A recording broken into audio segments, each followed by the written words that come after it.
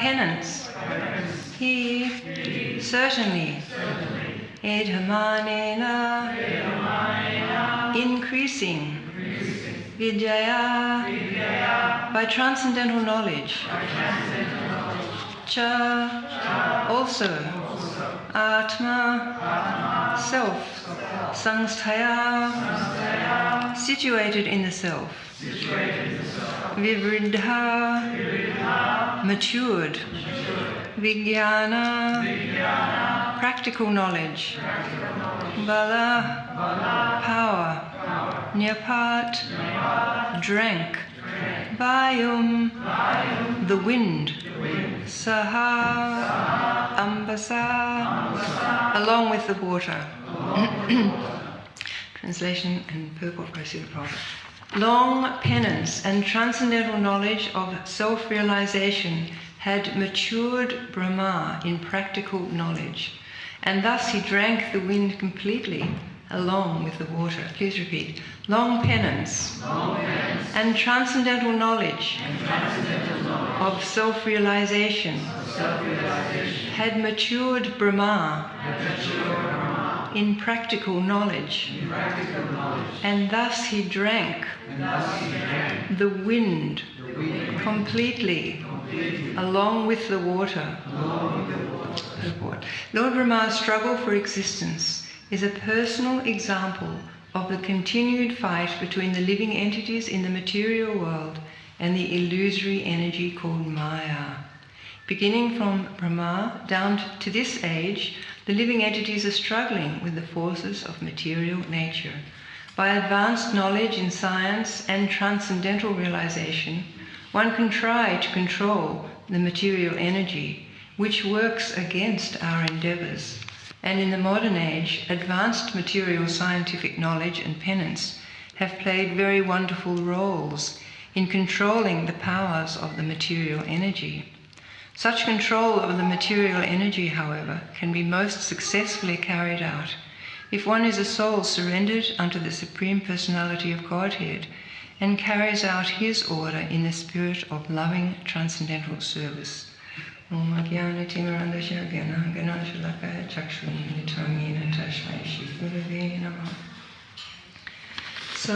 here Lord Brahma has completed his 100 very long years, demigod years, of penances, and he has been enlivened by the Lord within the heart.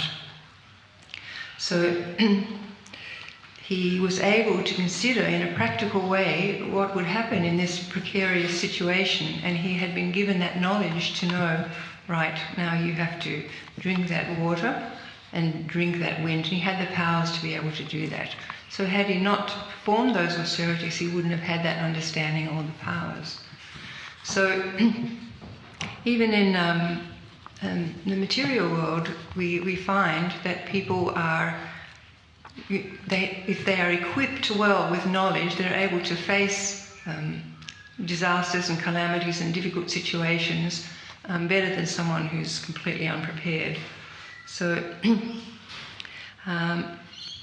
if we take up spiritual life, we can know that we won't be lacking in skills. So here Lord Brahma, he's completely devoted himself to these penances and spiritual realization, and he's gained all this knowledge which he can use in a practical way as well.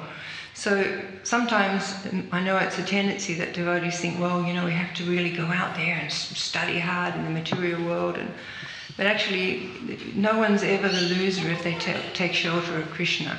And in the Bhagavad Gita in 9:22, Krishna actually states that I carry what they lack and preserve what they have. So and we've got so many examples in our own line. Like Srila Prabhupada's life is a perfect example, because his business was in making up Ayurvedic medicines. That's what he did. He had pharmacies and he made up Ayurvedic medicines, created some of his own as well. So how did he get the skill set to be able to create and maintain and run with such wonderful skill a worldwide movement that was going to change the whole direction of, you know, so many lives? Materially he didn't have that. He hadn't trained as a teacher. He hadn't trained as a kind of like a guide or an author or all those things. And yet he was able, by the Lord's grace and his spiritual master's empowerment, to be able to change the world. I mean, Srila Prabhupada has actually changed the world in so many ways. So, in this case, Garbhodakshaya Vishnu has empowered Lord Brahma. And it was the Lord, the Supreme Lord also, who empowered Srila Prabhupada and who empowered all the acharyas. If you look at the lives of the Goswamis, you just can't fathom how they could just do so much in one day. With what was left was an hour and a half to sleep. And then they'd just take a little bit of buttermilk. You just can't, it just doesn't gel with a normal person that someone could be able to maintain that for so many years. And some of them lived to quite old age. Most of them lived to an old age. So it's not a fact that our material skills are the things that are going to get us through this life. Actually, it's unless Krishna sanctions, we won't get through anything. We have to have the sanction of the Lord for everything. So once we turn to Krishna, then we have that the guide and the auspiciousness travelling with us that will allow us to be able to cope with all sorts of situations that we may not have felt that we could deal with. So, and it's the same thing when we have a particular service that we really want to do, we can pray to Krishna for some empowerment in that. Of course, Krishna may not choose, you're not ready for that empowerment, but he may well, and he often does, give us the ability to do things that we don't actually naturally have that ability for. But that's his kindness, that's his mercy, that he can empower people. He empowers people in the material world. And even Srila Prabhupada's talking about the great scientific discoveries. Well, Krishna's the one that's in their heart that's given them all these ideas to make those discoveries. So actually all empowerment comes from the Lord, although we may not be aware of that. But that's where it comes from. So Srila Prabhupada says in this purport that this is a personal example of the continued fight between the living entity and Maya. So we know that Maya Devi is extraordinarily powerful, and she has various expansions, and she is an empowered Shakti or energy of the Lord. So she and her eternal husband, Lord Shiva, they are often considered the father and mother in this material world.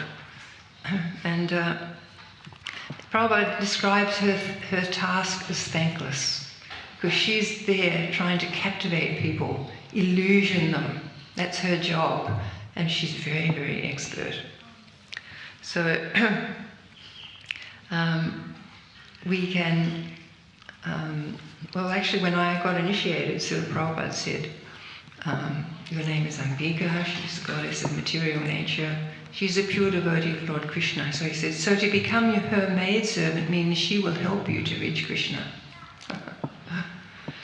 So, we can bow to Maya Devi's skills. And it's very intrinsic with us. With us in the material world, we can't sort of separate out, when Maya's kind of playing with us, the illusory energy is playing with us, or what modes, the modes of material nature are so strong, we're under the mix, and this is what material energy is. The modes of material nature, Maya Devi there, the mind, the false ego, all these things. And we don't have that discrimination unless we are very perceptive. But most of us are quite subjective in our own view of things, not objective. So we can't actually see what is actually coming into play because they're all bound up together. So the way around that is to be taking shelter of Krishna, as Lord Brahma did, and as we're always taught, that is the only way that we can get beyond a very heavy influence of material energy. So in the purport also it says, material nature works against our endeavours. So we always try to control everything. We want to have everything under our control. We want to do this and get this done, and I'm going to do this, and we have our plans. But there's always trouble that pops up that just doesn't work out exactly like we intended, generally. Because material energy is going to be pushing against what we want. So I just wanted to read a little thing from the Srimad Bhagavatam regarding Maya Devi. The living entities are trying to encounter, this is chapter 4, 29, 32. The living entities are trying to counteract different miserable conditions pertaining to providence. Other living entities, other living entities, or the body and mind. Still, they must remain conditioned by the laws of nature, despite all attempts to counter these laws. And Prabhupada says in the purport, the living entity perpetually wanders about trying to be happy and planning in so many ways to counteract material misery. This is called the struggle for existence. We can actually see in our daily lives how we are forced to make plans to drive away material conditions. And yet, because material energy is always pushing, it's very hard to sort of drive away that material energy. Even when we're attempting in our spiritual life to focus completely on the Lord, there's always problems there in the mind, etc. So, the fact is that here, Lord Brahma's struggle is symbolic. But because Lord Brahma was imbued with that required knowledge, he had the solution. Drink the water, drink the wind. But without his penance, he could not have done this. So, we might think, oh, well, we have to go out there and do penance for 100 demigods years. But actually that's never required. Srila Prabhupada has made everything very simple for us with this process of Krishna consciousness. So we shouldn't be daunted by thinking, oh my gosh, so much penance. That's not actually for us. So regarding those three, the material nature, of course, material energy is very much composed of those three gunas. And there's many different instructions about the three gunas. Like, for example, they're always considered ropes that bind us. And like in the 15th chapter, it's explained that due to conditioned life, the living entities struggling very hard with the senses, which include the mind. And also Srila Prabhupada in that purport mentions the false ego as well. And in the purport it says, the living entity is bound up as though shackled by iron chains. So pretty hard to get out of iron chains, unless someone brings you the key.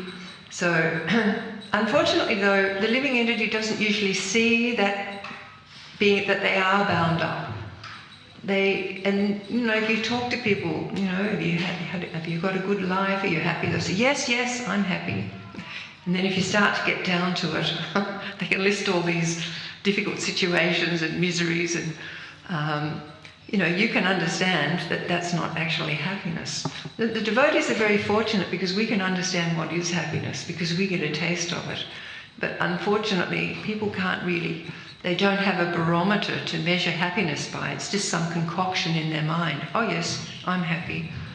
So this is this illusory energy of Maya Devi that she thinks that he's happy. And Prabhupada used to say, just like the worm in stool, if you try to remove the worm out of stool, it just wants to wriggle back again. So this is the trick of the illusory energy, that we're happy. So, and Srila Prabhupada in Bhagavad Gita 7.30, in the purport, he says that the whole world is enchanted by the modes. So you wouldn't think that people are enchanted by the modes because they're sort of locked into them. But there's that illusory feeling that everything's all right and that misunderstanding of what's happening in their lives. So there's a nice quote from the Vedas, which says, and it's quoted in the Bhagavad Gita, it says, although Maya is false or temporary, the background of Maya is the supreme magician, the personality of Godhead, who is Maheshwara, the supreme controller.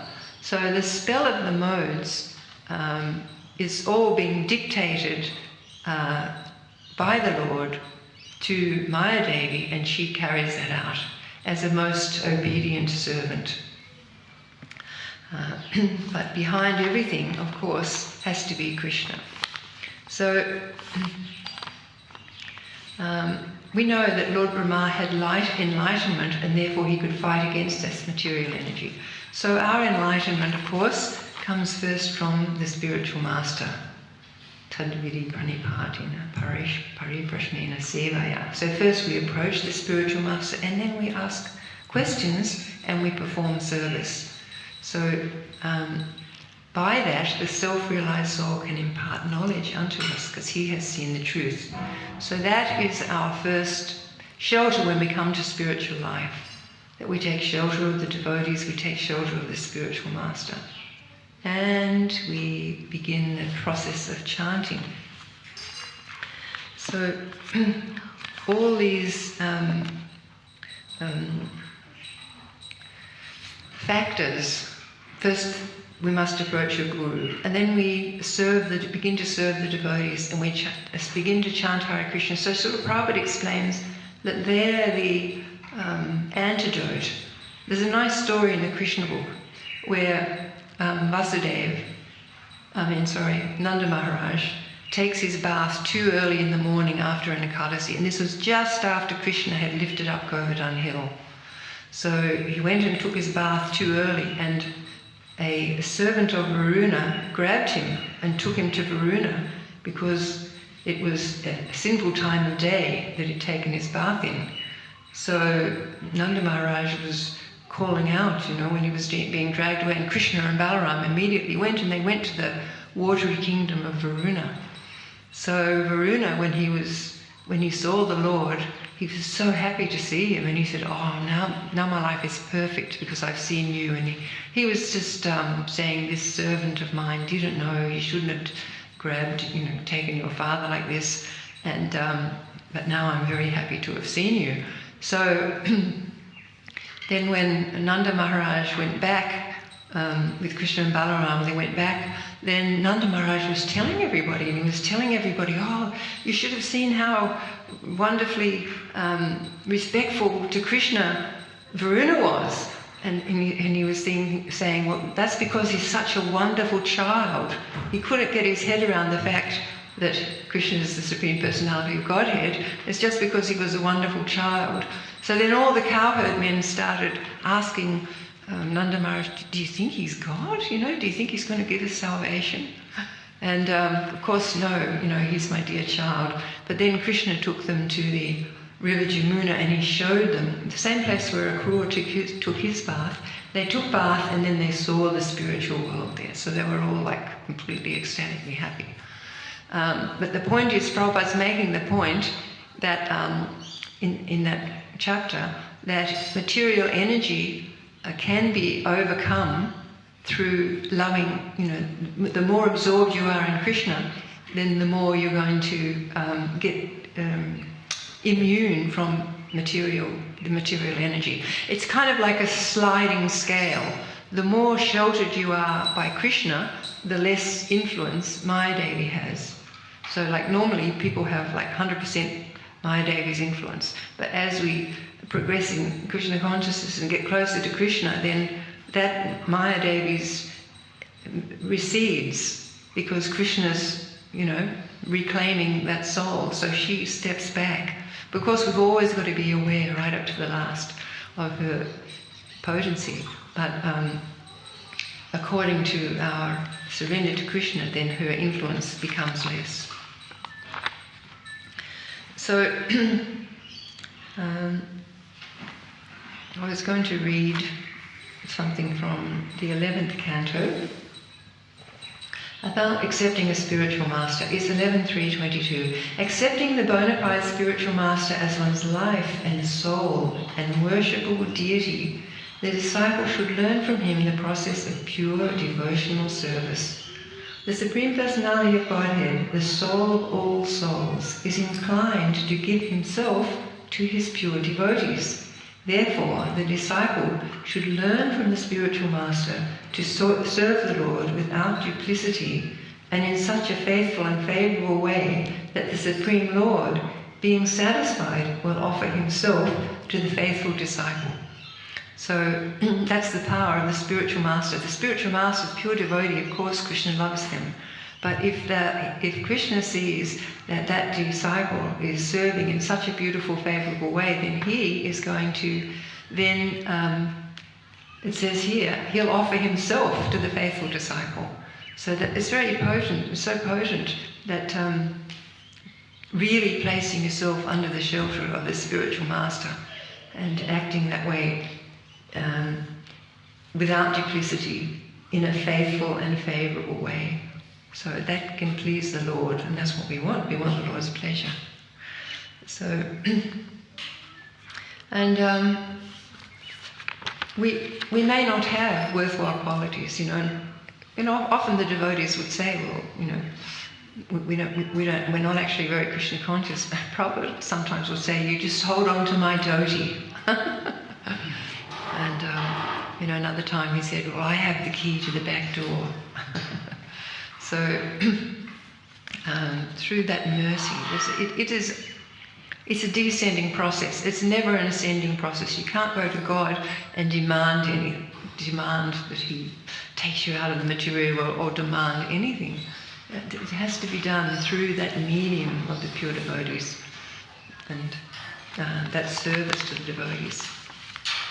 So, of course, the other there's so many potent aspects of spiritual life, but this holy name is so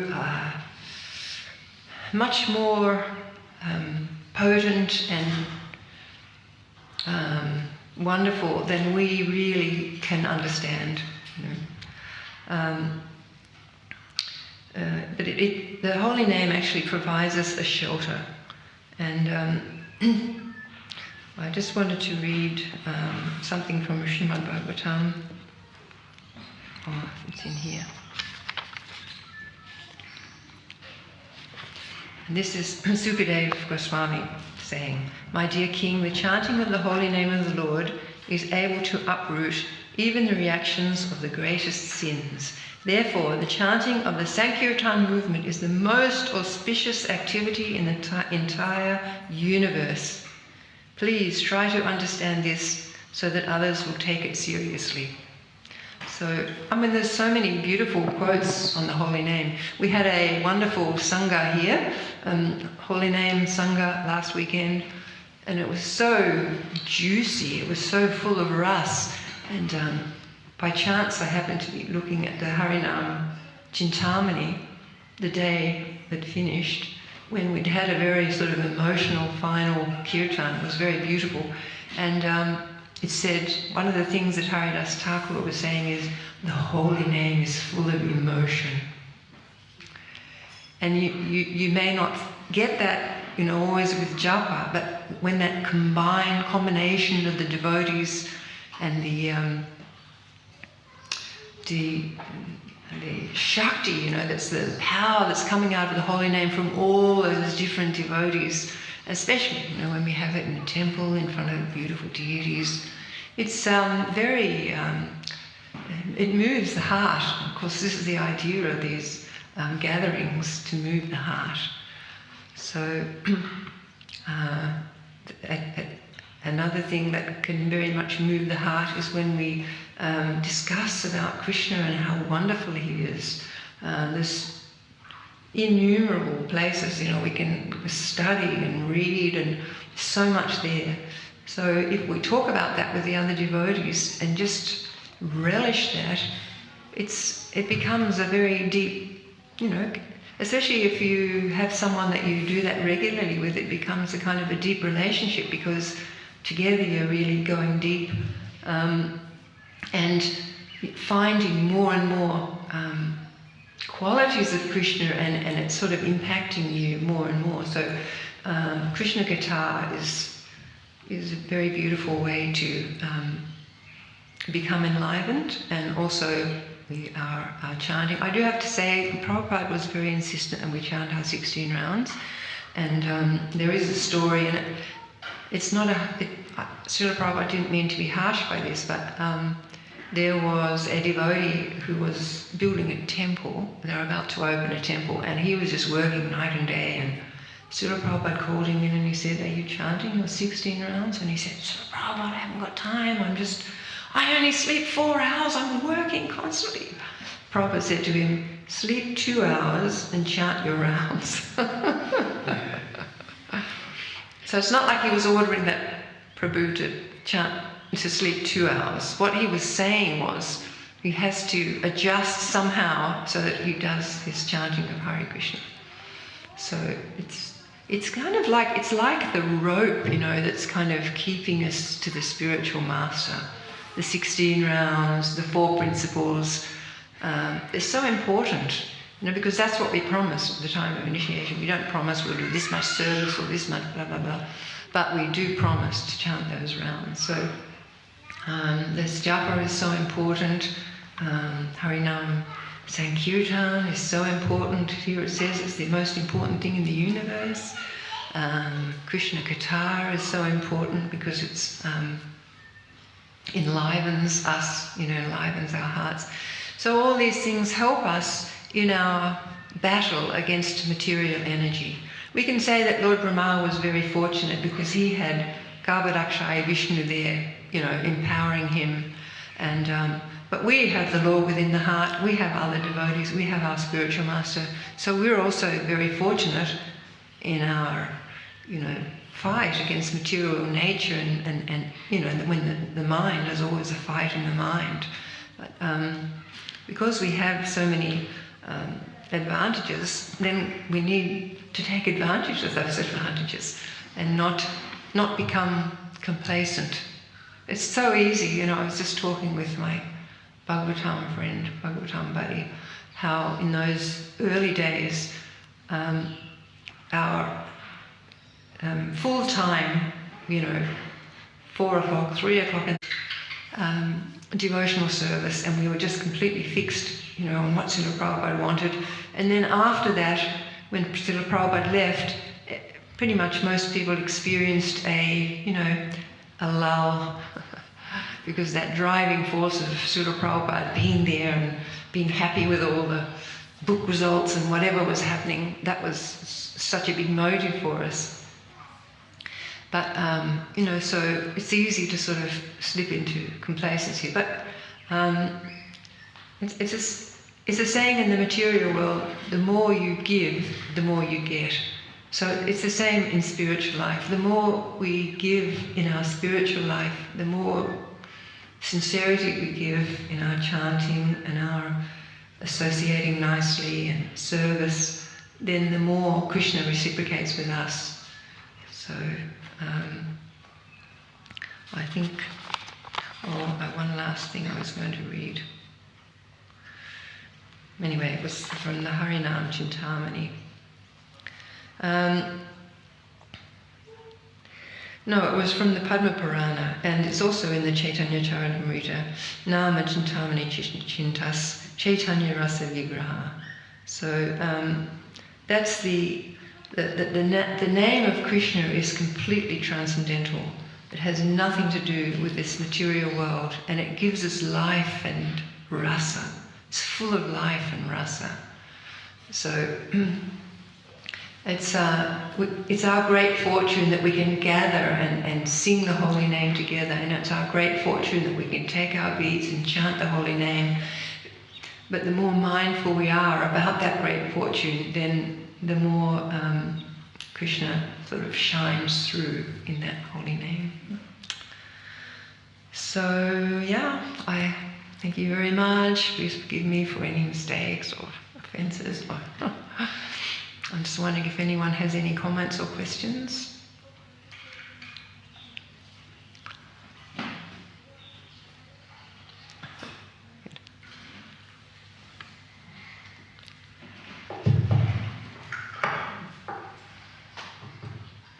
Thank you for a very nice class.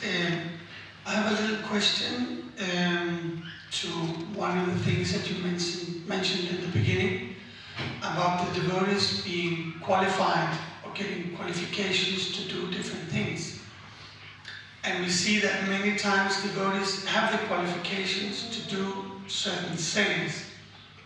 And actually yesterday we had a long discussion about that with some devotees. And we were speaking about, for example, devotees getting degrees in different things. And one of the points that came up was that, for example, Lord Chaitanya, he could have preached, without taking sannyas, but he took sannyas so that people there would listen. I mean, he got his degree, so to speak. So he would be respected. So I would like you to comment a little bit about that, if you could. Well, of course, we have to have qualified people in our movement. In the old days, none of us, we just joined, we were just kind of young, Most of us were 18, 19 when we joined up. We hadn't done any study, but as the movement's progressed, that's gone on, and it's wonderful. Now we've got devotees, doctors, devotees, social workers, psychologists, this and that, scientists, and all over the world. It's been fantastic for the preaching, especially on the internet. There's so much available now with qualified, people with qualifications, so others listen, and they're able to preach Krishna consciousness, which they would not have been able to do. So indeed, but I'm just saying sometimes there's this a little bit of a kind of denigrating people who don't, who just sort of take up Krishna consciousness and don't have that, from outside. The devotees who live outside, they have degrees and they, sort of have good standing, and they sometimes seem to think that, well, you should all sort of push people, go out and get degrees. But but we can see that from the beginning of the movement, nobody had that, and yet the movement was like spread all over the planet in those few years with Srila Prabhupada there, to every continent. Without that, so it's not necessary, like if people don't want to go that way, there's no need for that. But if they want to go that way and they can remain Krishna conscious, it's a wonderful asset, and they can use that, like Lord Chaitanya did, for preaching. And it's just astounding what's going on. The followers that are reading listening to various podcasts and stuff from devotees with qualifications, and it's been fantastic. It's spreading the word like anything. So yeah, both are required. But it's just that you can manage without all that degree, etc. Very nicely, as we saw from so many devotees. And Srila Prabhupada, he burnt his degree. It wasn't sort of very important to him, and he didn't sort of use that once he started up the movement. He was just, he had that insight from Krishna. Krishna was directing everything, and he was allowing it. The same thing with Srila Bhaktisiddhanta. Krishna was directing. And he also wasn't interested in material qualification. It doesn't mean, but that's for a particular purpose. Srila Bhaktisiddhanta was a brahmachari and a preacher. But, for householders, in one way it's a good thing. They can earn money, and they can also, be in a respected sort of platform. But it's not essential for everyone. That makes sense?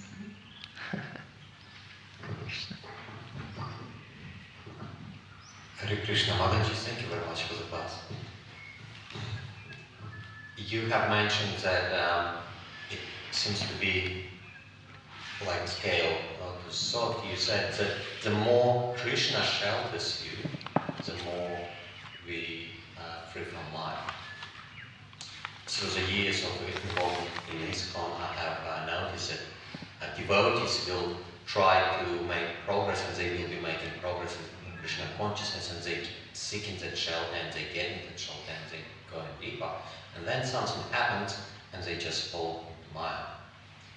And my question is, what happens?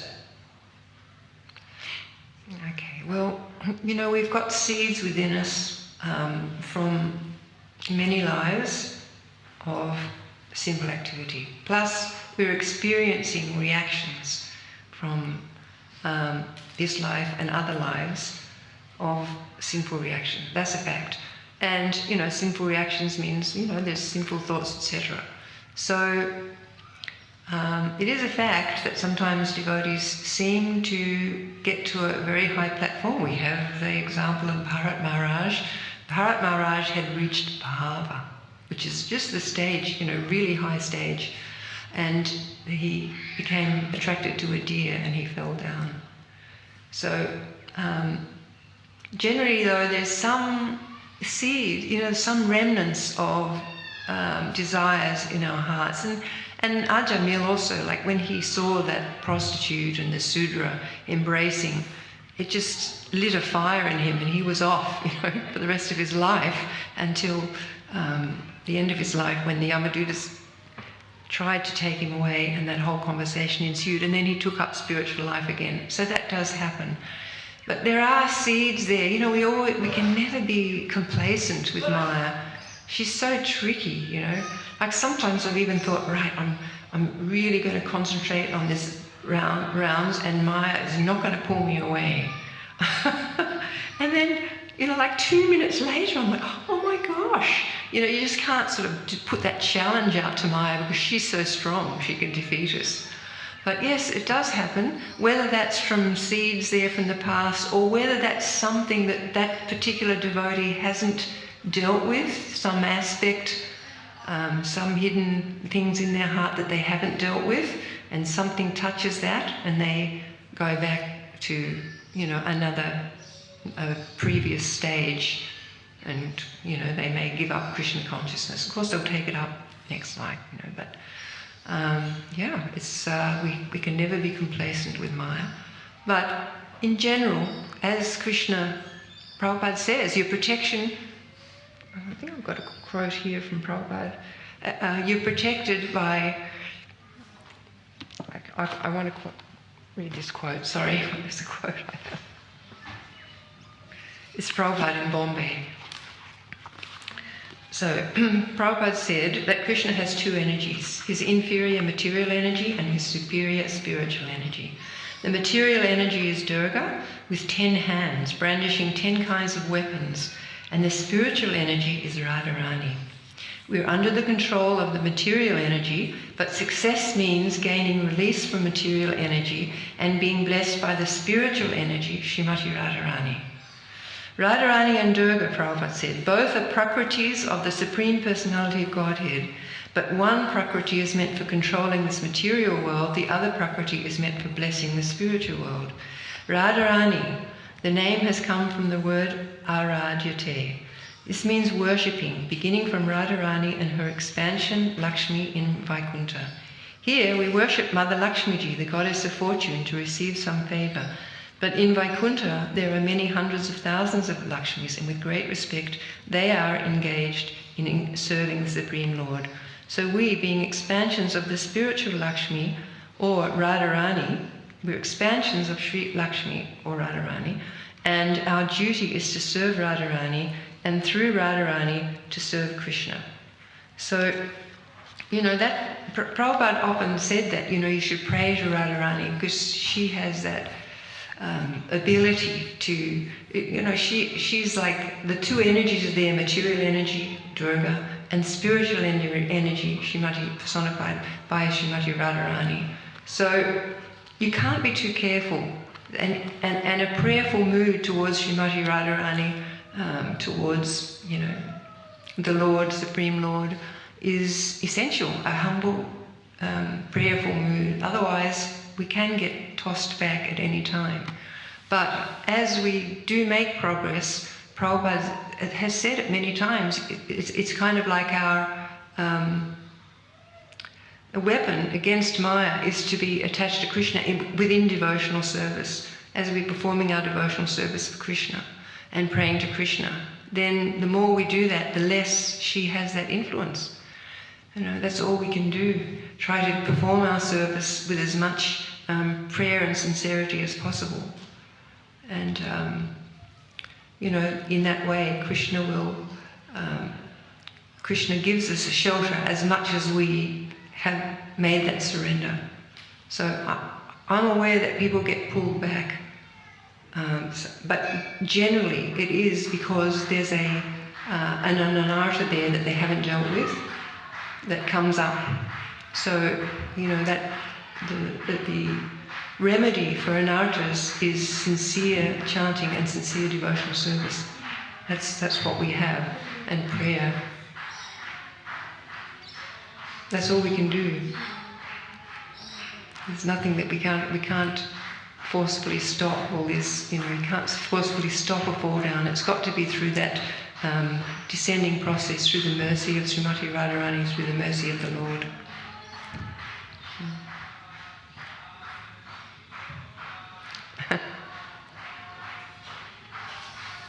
Those who haven't fallen down back into Maya, those devotees, So those devotees that haven't fallen down, they just have either more shelter from Srimati Radharani or they have less seats. Is that correct? Those that haven't fallen down? Yes, those who haven't. Yeah, well, it's a mercy ride. We're all dependent on the mercy of the Lord, so we can't ever say that I'm safe. But in general, we see that devotees make advancement, slowly. Prabhupada says many times, I can't tell you how many times it says gradually in the Bhagavad Gita, and all this, it's Srimad Bhagavatam. It says gradually. It's a gradual process. And nothing we can't take anything for guarantee, but Srila Prabhupada says again and again, if we take shelter of the spiritual, as in Srimati Radharani and Krishna, then that's our shelter, that's our weapon, kind of. Not weapon, but that's the thing that we can do, that's the only thing that we can do that's going to prove to be, hopefully, our saviour against the material energy. We can never be confident that we're there, you know what I mean? We're always trying to make progress, we're always placing ourselves as a humble servant. And, by Krishna's grace, most of the devotees are able to continue on that journey. And I know it's very upsetting when someone suddenly leaves, especially when they've, done years of devotional service, but I always think it's all there, everything you've done, next life, you take it up again. So in one sense, there's no loss, and Prabhupada does say that when the devotees take it up devotional service and they leave, but he often says there's no loss, because next life they'll take it up again. Hare Krishna, Hare Krishna.